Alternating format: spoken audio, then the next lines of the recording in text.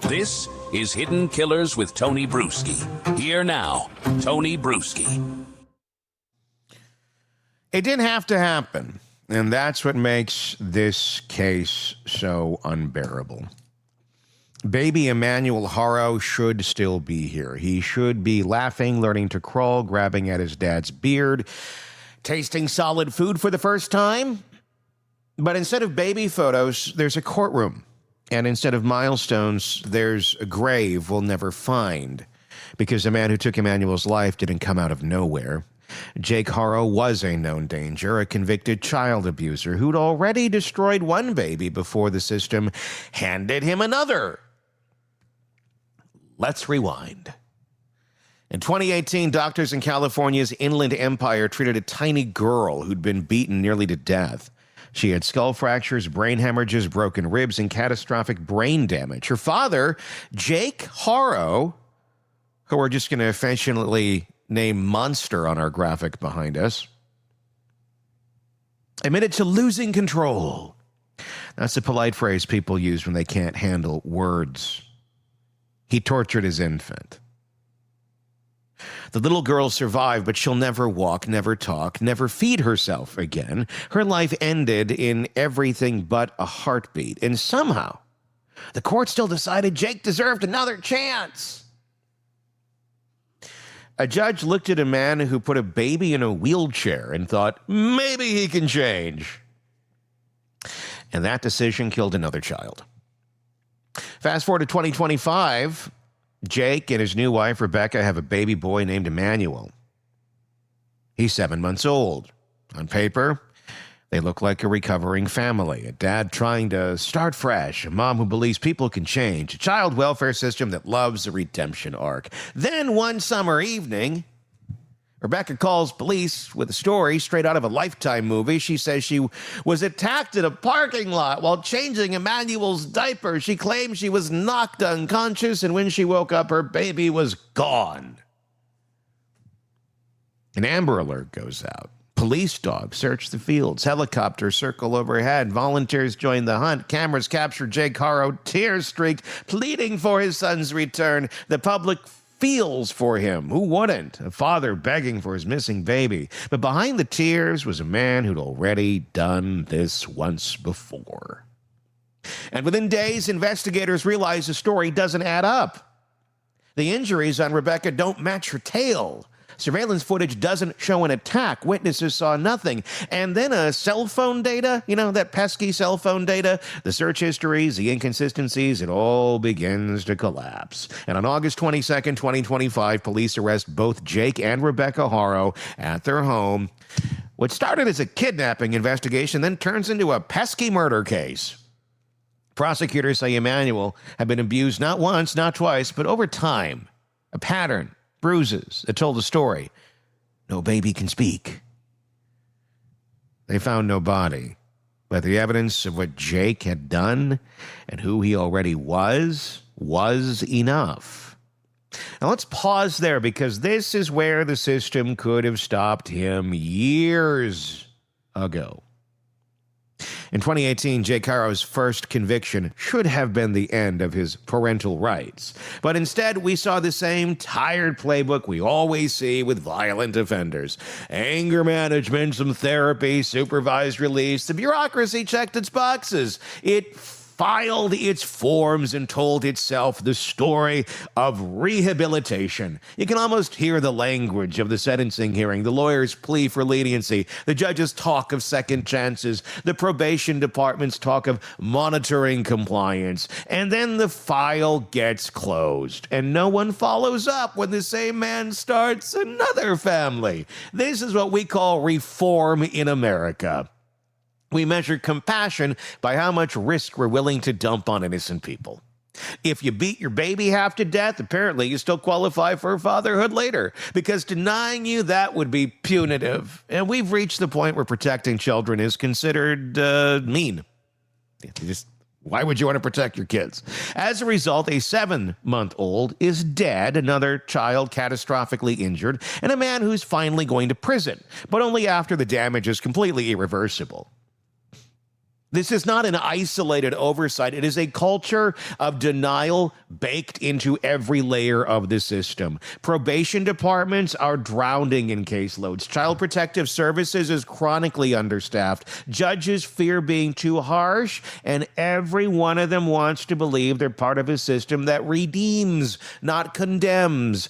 But some people can't be redeemed. Some crimes announce exactly who the person is.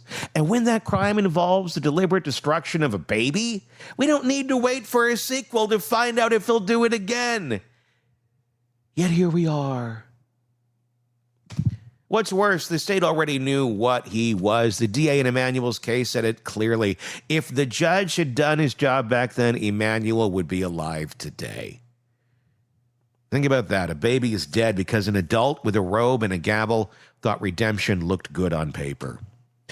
In reality, Emmanuel wouldn't exist today if the judge had done his job back then. Wouldn't have to have endured 7 months on this hellscape that we call Earth and America and have to endure parents like this because Jake would have been away, not able to stick his thing into another thing and create a soul that would be tortured for its 7 months of existence. But that's not how our system works, and that's not what the judge decided to do. We talk about cycles of abuse. That phrase usually means victims repeating trauma.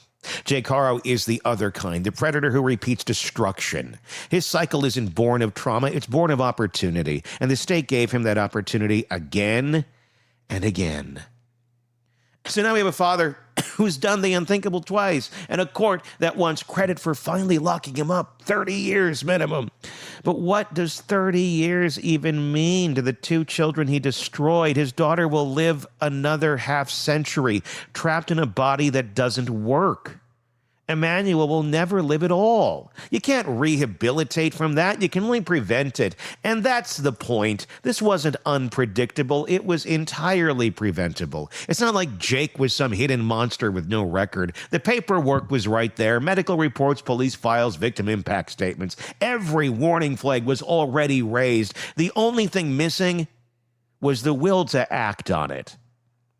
That's what makes this case a moral indictment of the entire system. Not just Jake Haro's evil, but the government's apathy. The judge who gave him probation, the probation officer who let the case slide, the agencies that didn't share information, the neighbors who wanted to stay out of it. They all contribute to Emmanuel's death in their own way, through silence, through softness, through a refusal to confront the truth about what some people are capable of. We like to think that evil is rare, that it's confined to the monsters we see in movies. But evil is ordinary. It's Jake Haro changing diapers and posting family photos while carrying the same hands that crushed his daughter's skull. And the system, desperate to believe in restoration, looked the other way. That's the part that should keep every lawmaker up at night. Because this isn't just one judge's bad call. It's a blueprint. We're running a national experiment in blind compassion, and the control group is dead children. When you put offenders' feelings above victim safety, you get Jake Haro. When you prioritize rehabilitation over restriction, you get more graves. When you romanticize redemption, you become an accessory to reoccurrence. And here's the thing. These judges and policymakers never have to face the consequences. They don't have to look into the eyes of that paralyzed little girl. They don't have to watch a mother pick out a casket the size of a laundry basket. They just move on to the next docket, because in this country, accountability stops the moment you wear a robe or hold a title. Meanwhile, the rest of us are supposed to keep pretending this is justice. Works great. We're supposed to nod when a court says he's getting 30 years. We're supposed to call that closure. But 30 years isn't closure. It's a delayed acknowledgement that the system failed to do its job when it mattered. And Emmanuel's story isn't a one-off. Across the U.S., thousands of children have died at the hands of parents who were already known to the system. The warning signs were always there, documented, filed, and ignored. And every time the aftermath looks the same. Officials hold a press conference, promise to review procedures, and move on. Nothing changes because accountability in child protection cases is like fog, visible, but intangible. Jake Haro didn't just kill his son. He exposed a culture of bureaucratic indifference that treats child abuse like an unfortunate paperwork problem. It's not enough to jail the monster. We have to confront the ecosystem that built him. And that starts with laws that actually mean something. If you're convicted of violently abusing a child, you should lose the right to parent. Permanently. If you cause permanent injury to an infant, you should never be free without oversight. If you fake a kidnapping to cover up a murder, you should never walk among children again or society as a whole. But even those reforms don't fix the deeper rot, a justice system that's more interested in rehabilitation statistics than real-world safety. Because let's be honest, the reason Jake Haro got leniency wasn't oversight, it was optimism. Judges and social workers are trained to see the potential for change. They're rewarded for success stories, not for preventing disasters. They don't want to believe in monsters, and that denial gets people killed.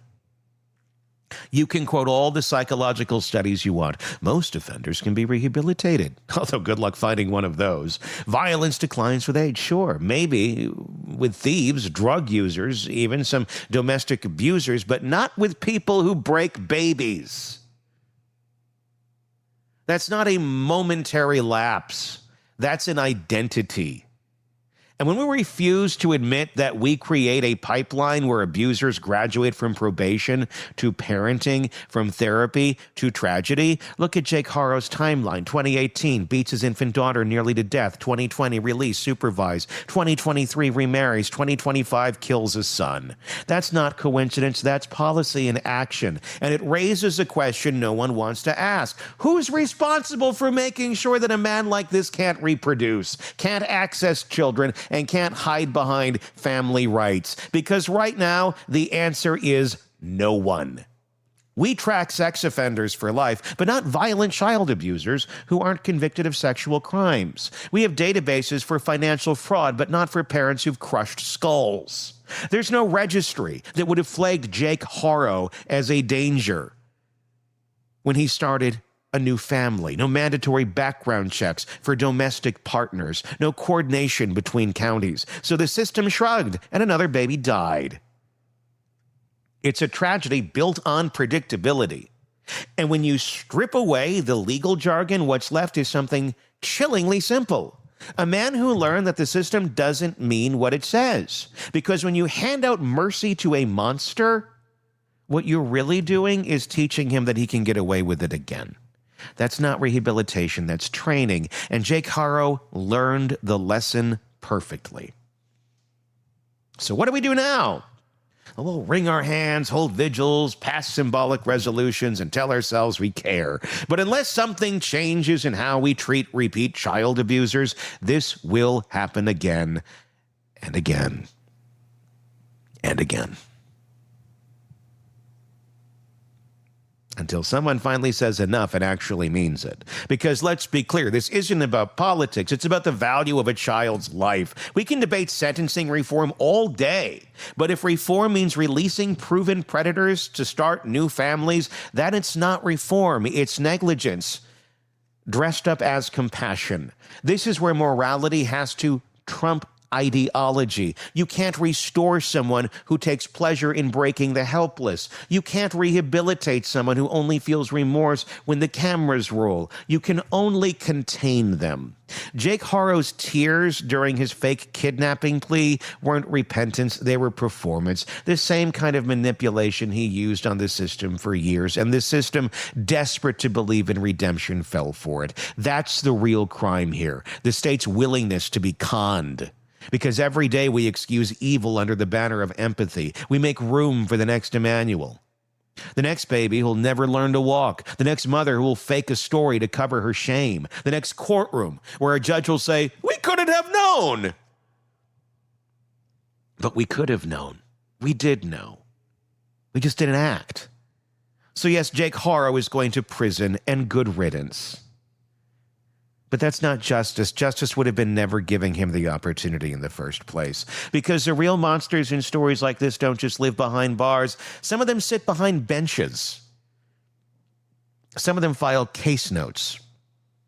Some of them draft laws with loopholes you could drive a hearse through. If you want to honor Emmanuel Haro, don't light a candle. Light a fire under the institutions that failed him. No more probation for child torturers. No more parental reunification with abusers. No more judicial leniency for crimes that permanently maim children. You don't rehabilitate someone who destroys the defenseless. You remove them from society permanently, because mercy for monsters is cruelty to children. And until we understand that, this cycle will keep spinning, fueled by paperwork, polished excuses, and the belief that compassion means never saying enough. Baby Emmanuel never got a second chance. His father did. And that's all you need to know about what's broken here. Give me your thoughts. YouTube comment section. Search Hidden Killers with Tony Brueski if you're not already there. If you're listening to us on the podcast platforms, thank you. Please do hit subscribe, but also do check us out there on YouTube. We'd love to get your thoughts.